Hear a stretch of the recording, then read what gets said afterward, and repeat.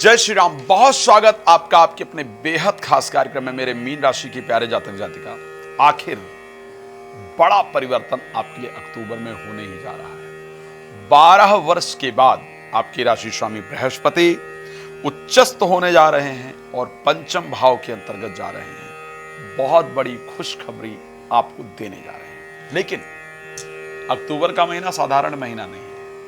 अक्टूबर का महीना कामना पूर्ति का महीना है, इच्छा पूर्ति का महीना है। भारत के सनातनी का सबसे बड़ा त्योहार दिवाली इस महीने में है। दिवाली वो रात्रि जिस दिन व्यापार वृद्धि के लिए, धन की प्राप्ति के लिए, लक्ष्मी की कृपा के लिए हम पूजन इत्यादि करते हैं। नेगेटिविटी दूर करने के लिए, शेयर मार्केट से फायदा के लिए, तंत्र मंत्र बाधा जादू टूना निवारण के लिए। और इस बार आपकी सब लोगों की बड़ी इच्छा थी बहुत दिन से कि साहब हमारे लिए कुछ कीजिए आप, तो इस बार बहुत कुछ करने जा रहा हूं जिसमें आपको भी सम्मिलित होना है। एक वर्चुअल यज्ञ कराने जा रहा हूं, जिस यज्ञ के माध्यम से आप मुझे कॉल करेंगे, देश में रहते हैं या विदेश में। मैं कुछ सामग्री आपको प्रोवाइड कराऊंगा, भेजूंगा। उस सामग्री को आपको लेना है और उसी सामग्री के द्वारा मेरे साथ आपको यज्ञ करना है। इस यज्ञ को पूरे घर में घुमाएंगे। इस यज्ञ से आप देखेंगे कि आपको अपने घर में एक पॉजिटिविटी का अनुभव होना शुरू हो जाएगा और धीरे धीरे पैसा इत्यादि रुकना, मानसिक प्रसन्नता और ये जितनी भी नेगेटिविटी है वो आपकी दूर होगी। यदि आप भी चाहते हैं कि इस दिवाली पर आप वो फायदा ले पाएं तो आप मुझे कॉल कर सकते हैं और मेरे साथ कनेक्ट हो सकते हैं और अपना समय जरूर प्राप्त कर सकते हैं। साथ में सामग्री वगैरह पहले प्राप्त कर लें ताकि आप आराम से चीजें मैनेज कर सकें। राम कथा, श्रीमद् भागवत कथा, श्री महापुराण की कथा आप चाहते हैं कि मेरे द्वारा हो, उससे ग्रहों की शांति हो, जीवन में प्रसन्नता हो, भक्ति का प्रचलन बढ़े, तो आप उसके लिए मेरे साथ संपर्क कर सकते हैं। रात को 9 बजे, दोपहर को 12 बजे लाइव आता हूँ। आप आइए लाइव और मेरे साथ जुड़िए, फ्री में बात कीजिए। पहले और बाद में बात करने के लिए कॉल अपॉइंटमेंट लेकर बात कर सकते हैं। अब आइए बात कर लेते हैं। 12 वर्ष बाद मीन राशि के स्वामी बृहस्पति उच्चस्थ होंगे और उच्चस्थ होकर जाएंगे कहाँ? पंचम भाव में जाएंगे। तो सबसे पहली बात अगर मैं आपके लिए करूं कि आप वो 9 दंपत्ति जो संतान को लेकर के बहुत दिन से चिंतित थे, उनकी चिंता दूर करने का समय ग्रहों ने दे दिया है। आपकी चिंता दूर होने जा रही है। अगर आप संतान के विवाह को लेकर के परेशान थे या परेशान थे, संतान के विवाह को लेकर के यदि आप परेशान थे या परेशान थी, तो वो विवाह से संबंधित संतान की जो चिंता थी वो दूर करने का समय आ गया है और वो दूर होने जा रही है और बृहस्पति उसको दूर करने का काम कर रहे हैं। अगर आपका बच्चा या आप स्वयं पढ़ने का बहुत प्रयास कर रहे थे लेकिन उसमें मन नहीं लग रहा था, तो बृहस्पति वो कृपा आप पर करने जा रहे हैं कि इस महीने आपकी पढ़ाई में कुछ नई उम्मीदें, कुछ नई ऊर्जा, कुछ नई एनर्जी की जागृति होगी। आप अच्छी तरीके से पढ़ पाएंगे। एक और विषय,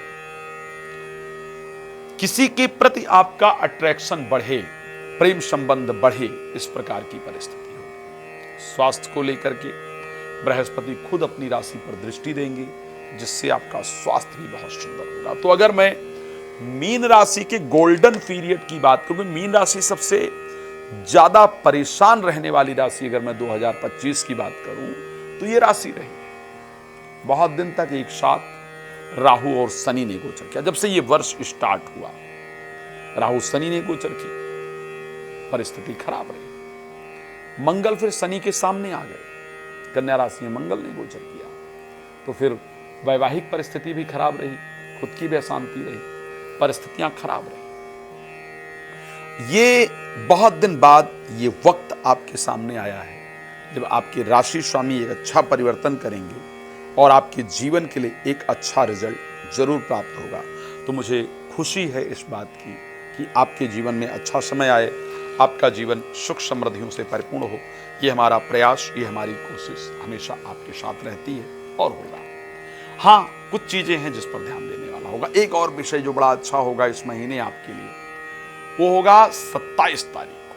27 से 30 तारीख, 3-4 दिन का जो समय होगा, जब जो भाग्य के स्वामी मंगल है वो वृश्चिक राशि में जाएंगे। 1.5 साल बाद ये होने जा रहा है। और शायद मुझे लगता है आपके जीवन में बहुत कम ऐसा हुआ होगा, अगर आपकी उम्र 23-24 साल तक है, जब बृहस्पति उच्चस्थ रहे हों, मंगल मीन राशि में रहे हों और मंगल क्षमा चाहूंगा शनि मीन राशि में रहे हों और मंगल भाग्य स्थान में आ जाए। तो एक बहुत बड़ा परिवर्तन ये आपके लिए है, जो भाग्य उदय का सबसे सुंदर साधन होने वाला है। लेकिन 27 तारीख से पहले भाग्येश का अष्टम भाव में होना आपको बहुत परेशान करेगा। आपके हर काम में रुकावट आ रही होगी, जिसको लेकर के मन परेशान हो रहा होगा, समझ नहीं आ रहा होगा आखिर में क्या करूं। विचलित नहीं होना है, हनुमान जी की शरण में जाना है।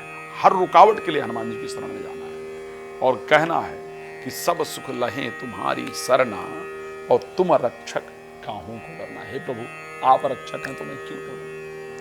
और इसी चौपाई को 21 बार हनुमान जी के सामने रोज गाना है। इससे शनि जो राशि में है उनका दोष भी आपको नहीं परेशान करेगा। इससे जो भाग्येश अष्टम भाव में गोचर कर रहे हैं वो परेशान नहीं करेगा। प्रोफेशनल लाइफ के स्वामी तो उच्चस्थ हो जाएंगे, तो इसलिए कार्य क्षेत्र में तो इस बार बड़ा सुंदर परिवर्तन दिख रहा है। आपकी नौकरी में, आपके बिजनेस में एक बड़ा ग्रोथ मुझे नजर आ रहा है 2025 अक्टूबर महीने में। खैर, मैं जानता हूं कि आपको बहुत लंबी जानकारी चाहिए और यहाँ समय बहुत कम होता है, इसलिए बहुत लंबी जानकारी देना पॉसिबल नहीं होता है। इसलिए रात को 9 बजे, दोपहर को 12 बजे लाइव आता हूँ। आप आइए लाइव, मेरे साथ जुड़िए और जो जानकारी आप प्राप्त करना चाहते हैं उसको प्राप्त कर सकते हैं। भगवान आपको बहुत प्रसन्न रखे, ये मेरी शुभकामना आपके साथ है। श्री राम कथा, श्री भागवत कथा, श्री महापुराण कथा आप मेरे द्वारा कराना चाहते हैं तो मुझे कॉल कर सकते हैं। साथ में इस बार दिवाली पूजन जरूर कराइएगा, आपको परिवर्तन अपने आप नजर आएगा। भगवान आपको प्रसन्न रखें, यही शुभकामना। जय श्री राम। बहुत धन्यवाद।